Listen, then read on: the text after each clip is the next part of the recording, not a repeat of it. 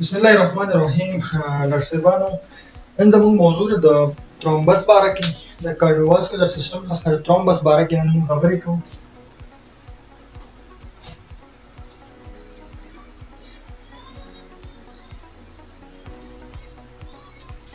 نرسبانو ترومبس څه شی دی؟ کله چې هم دا فکر وکړئ نرسبانو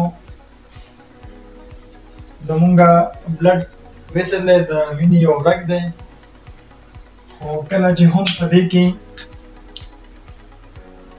یو کلاټ رامنځته شو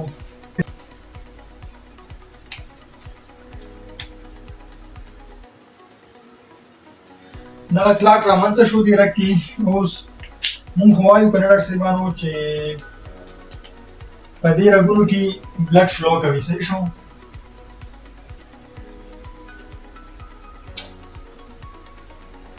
اوس چې دغه په رګ کې چې دی نرسبانو کلاټ رامنځته شوی دی، نو ظاهره خبره ده چې دا بلډ فلو به نشي کېدلی په صحیح توګه. چې بلډ فلو نشي کېدی نرسبانو، نو دا به دې بلډ کار څه دی؟ دا سیل ته اکسیجن ورکوي، اکسیجن ورکوي سیل ته نرسبانو. خو اوس چون مونږ ته خو دا علم شته که نه چې سیل ته که چېرته اکسیجن را نه شي نو ډېر لږ وخت دپاره سیل ژوندی پاتې کېدی شي. نو په دغې بلډ کې چې دی اکسیجن دی، خوراک دی د سیل دپاره. اوس چې دغه بلډ رانغی سیل ته، هلته بلاکیج راغی، هلته ویسل بلاک شو، بلډ فلو نه شوله، نو دغه چې کوم سیل دی دې کې به څه شی رامنځته شي؟ اسکیمیک حالت به رامنځته شي.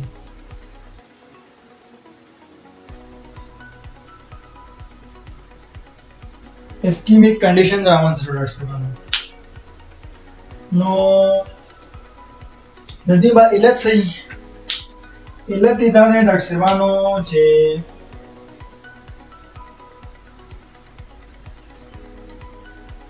لیس اکټیویټي یا ان اکټیویټي د ایکسرسایز نه کول.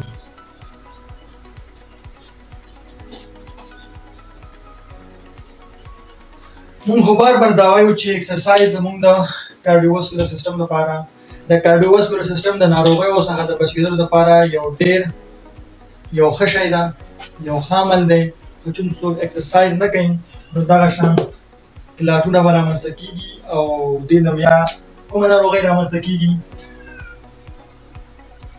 ایمایي ورته مونږ وایو.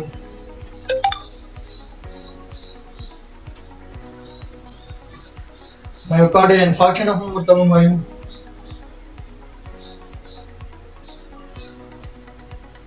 او هارت اټیک هم ورته مونږ وایو. نو نرسبانو که چېرته د ایمایي مریض مونږ ته په فرسټ ایډ کې راغی نو تداوي دغه ده، دستي به تاسو ورته اسپرین تدویه کوي. فرسټ ایډ کې به ورته اسپرین ورکوي نرسبانو.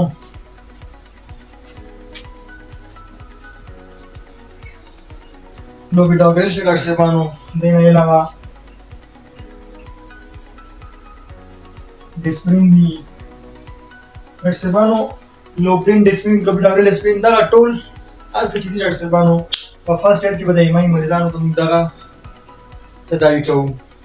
او دې نه علاوه که عام خلک زما دا لیکچر اورئ نو که چېرته هم په کور کې داسې یو ناروغ تاسو ته پیدا شو چې یو دم یې دغسې په سینه یې لاس کېښوستو او د درد نه فریاد کولو د زړه د درد نه، نرسبانو یا هم اورېدونکو خویندو ورونو، که چېرته د معدې درد وي نو هغه هم دې نه فریاد کوي، خو هغه به بیا داسې یوه ګوته ښیي، اپیګسټریس هغه درته که نه، او بلکې د معدې درد وي نو دا چپ لاس ورسره نه خوږېږي، جام ورسره نه خوږېږي.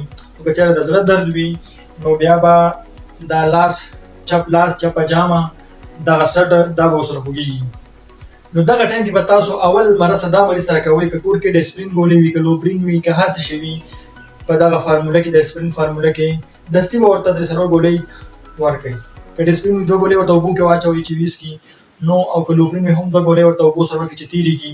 نو دغه ټایم کې به مریض دومره چې دغه کلاټ چې دی دا به روان شي، یا به دومره چې مریض به هاسپټل ته ورسېږي. نو دغه د مریض سره یو غټ کومک دی رسېبانو په دې هیله چې د ویډیو مو یو څه ترلاسه کړي وي انشاءالله چې آینده کې به موږ په بل لیکچر کې موږ په امبولیزم باندې خبرې کوو انشاءالله چې زموږ چینل سبسکرایب کړئ او څنګه د تلې نشان ووهئ چې تاسو زموږ نور ښایسته لیکچرې راشي خپل ځان باندې پام کوئ الله